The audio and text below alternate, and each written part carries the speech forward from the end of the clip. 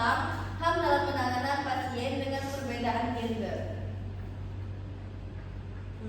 Latar belakangnya itu hak asasi manusia merupakan hak dasar yang melekat pada setiap individu sejak lahir dan harus dihormati tanpa diskriminasi. Perbedaan gender dalam konteks medis semakin diakui sebagai faktor penting yang memengaruhi pelayanan kesehatan.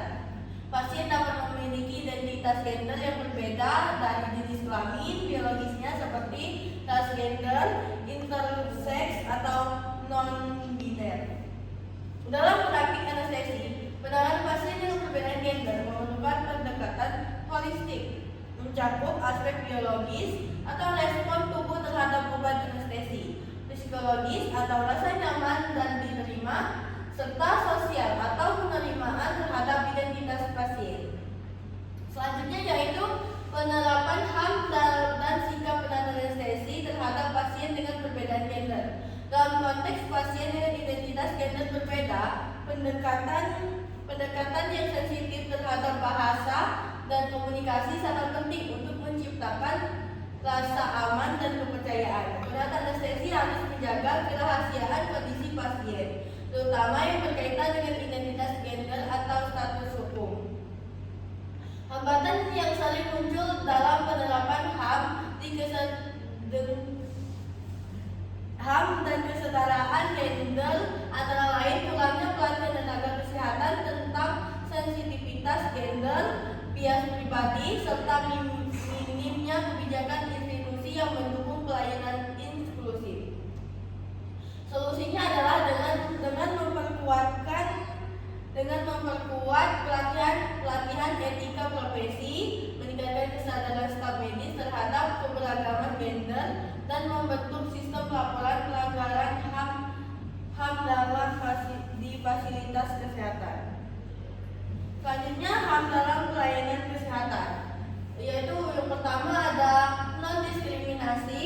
Setiap pasien berhak atas pelayanan tanpa membedakan status sosial, ekonomi, gender, agama, atau orientasi seksual. Yang kedua ada martabat manusia.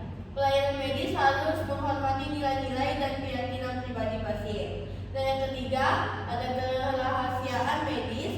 Seluruh informasi medis pasien harus dijaga kerahasiaannya. Yang keempat ada informed consent. Setiap tindakan medis harus didahului dengan persetujuan yang diberikan secara sadar oleh pasien. Dan yang kelima yaitu keadilan dan kesetaraan pelayanan harus diberikan sesuai kebutuhan medis pasien, bukan berdasarkan stereotip sosial. Lanjut yang selanjutnya yaitu ada perbedaan gender dalam pre-anestesi. Perbedaan gender mencakup aspek biologis, psikologis, dan sosial yang mempengaruhi pelaksanaan anestesi. Secara biologis, perbedaan hormon antara laki-laki dan perempuan mempengaruhi farmakokinetik dan farmakodinamik obat anestesi. Sementara itu pada pasien transgender, terapi hormon seperti estrogen atau testosteron dapat mempengaruhi metabolisme obat, fungsi hati, serta resiko pembekuan darah.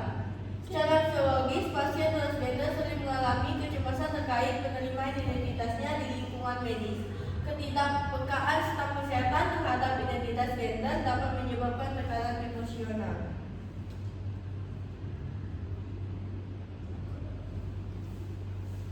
Yang selanjutnya prinsip etika profesi penata anestesi. Benefits atau berbuat baik mengutamakan keselamatan dan kesejahteraan pasien. Yang kedua yaitu non-malpractice atau tidak merugikan, menghindari tindakan yang menimbulkan kerugian atau memalukan pasien. Yang ketiga justice atau keadilan, memberikan pelayanan yang setara bagi seluruh pasien tanpa memandang latar belakang. Yang terakhir yaitu autonomi atau kemandirian, menghormati hak pasien untuk menentukan keputusan medisnya sendiri. Baik, sekian itulah presentasi dari saya. Bila ada salah kata saya mohon maaf. Pada Allah saya mengampun. Saya akhiri. Wassalamualaikum warahmatullahi wabarakatuh.